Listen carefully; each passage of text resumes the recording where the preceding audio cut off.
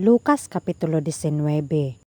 Og si Jesus misulod, og milata sa lungsod sa Jericho, og ania karon, usa ka lalaki nga ginganlan si Zaqueo, og siya punuan sa mga maniningil sa buhis, og siya dato, og siya nagatinguha sa pagtan-aw kung kinsa si Jesus. Apan wala siya makahimo tungod sa panon sa katawhan, kay hamubo siya, og midalagan siya nga nag-una, og misaka sa usa ka kahoyng sikomoro aron sa pagtan-aw kaniya, kay moagi siya didto. Og sa nakaabot si Jesus niadtong dapita, mihangad og miingon kaniya, Zaqueo, pagdali, kumanaog ka, kay karong adlawa kinahanglan ako moabot sa imong balay. Og nagdali siya, og nanaog, og midawat kaniya nga malipayon. Og sa pagkakita nila niini, silang tanan na nagbagutbot sa pag-ingon.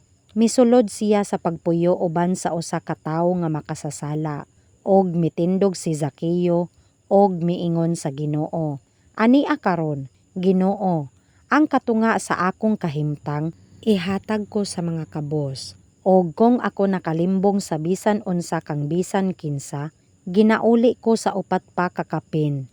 Og si Jesus miingon kaniya, karon miabot ang kaluwasan dinhi niining balaya, tungod kay siya anak usab ni Abraham, kay ang anak sa tawo mianhi sa pagpangita og sa pagluwas ni adtong nawala.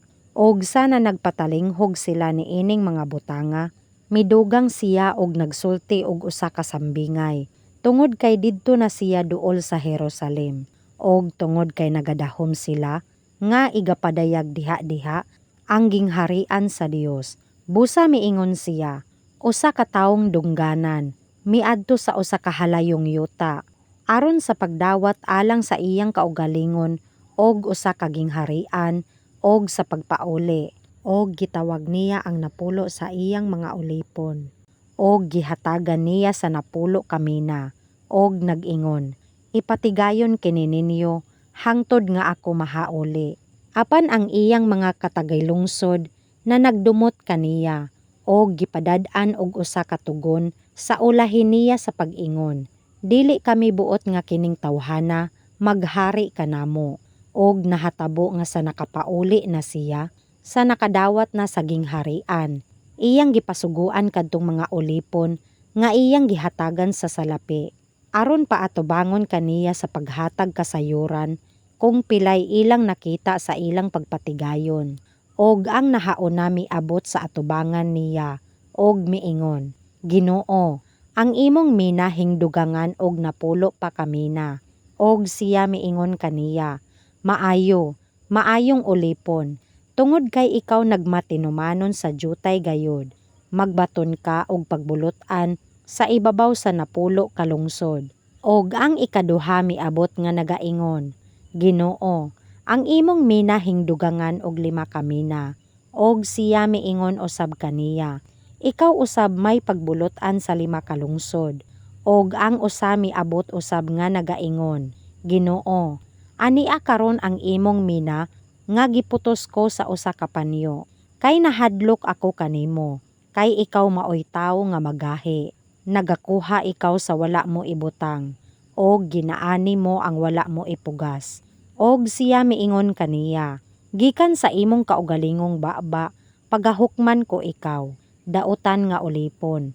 Hingbaluan mo nga ako usa ka tawo nga magahi, nga nagakuha sa wala ko ibutang, og nagaani sa wala ko ipugas. Busa, nganong wala mo ihatag sa bangko ang akong salapi, og ako sa akong pag-abot, makapaningil unta uban ang tubo. Og siya miingon sa mga nanagtindog sa haduol, kuhaan ninyo kaniya ang mina, og ihatag kaniya, nga adunay napulo kamina. Og sila na nag-ingon kaniya, Ginoo, adunay napulo siya kamina, kay nagaingon ako kaninyo, nga ang tanan nga adunay iya, pagahatagan. Apan ang walay iya, bisan pa ang iya, pagakuhaon gikan kaniya. Apan kining akong mga kaaway nga dili mo buot, nga ako magahari kanila, dad-a sila dinhi, og patya sila sa akong atubangan. Og sa nakapamulong si Hesus sa ingon, milakat siya pag-una nga nagatunga sa Jerusalem. Og nahatabo nga sa nagakahaduol siya sa Bethphage og sa Betania, sa bukid nga ginganlan bukid sa mga olivo. Gisugo niya ang duha sa mga tinun-an, nga nagaingon, "Umadto kamo sa lungsod nga anaa sa inyong atubangan. Diin sa inyong pagsulod, hikit-an ninyo ang usa ka nati sa asna, nga gihigot nga wala pagayod makabay-e og tawo. Hubara og dad-a dinhi siya.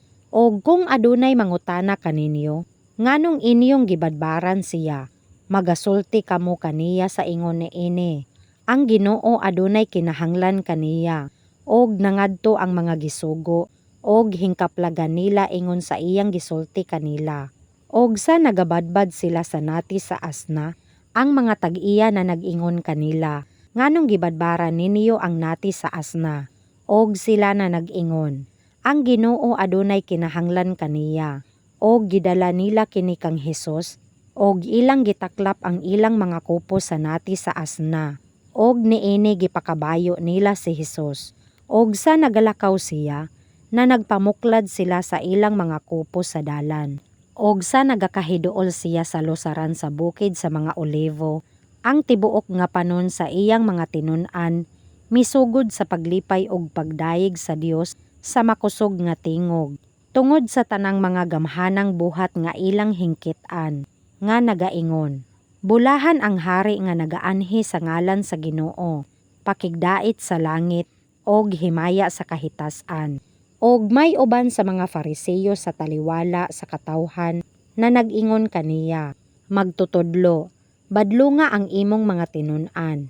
Og siya mitubag og miingon kanila, "Ako nagaingon kaninyo, nga kung sila managhilom, ang mga bato managsinggit." Og sa nagkaduol na siya, nakita niya ang lungsod, og mihilak siya tungod kaniya, nga nagaingon, "O kung ikaw gayod, nakaila pa lamang unta ni ining adlawa sa mga butang nga iya sa pakigdait. Apan karon, hingsalipdan na sila sa imong mga mata, kay moabot kanimo ang mga adlaw nga ang imong mga kaaway magatukod og paril sa libot nimo, og paglikusan kanila, og pagapiiton ka sa tanang mga dapit, og pagapukanon ka ngadto sa yuta, og ang imong mga anak sa sulod nimo, og walay bato nga mahipatong sa usa ka bato, nga igabilin kanimo, tungod kay wala mo pag-ilha ang panahon sa pagduaw kanimo."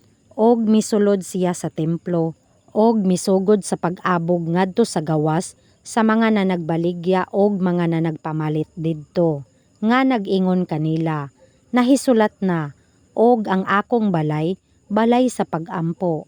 Apan gibuhat ninyo kini nga lungib sa mga tulisan." Og nagtudlo siya sa matag adlaw sa templo. Apan ang mga pangulong saserdote, og ang mga iskriba, og ang mga dagkong tawo sa lungsod, naninguha sa paglaglag kaniya, og wala sila'y hingkaplagan nga arang pagabuhaton, kay ang tanang katawhan na naghangad nga nagapatalinghog kaniya.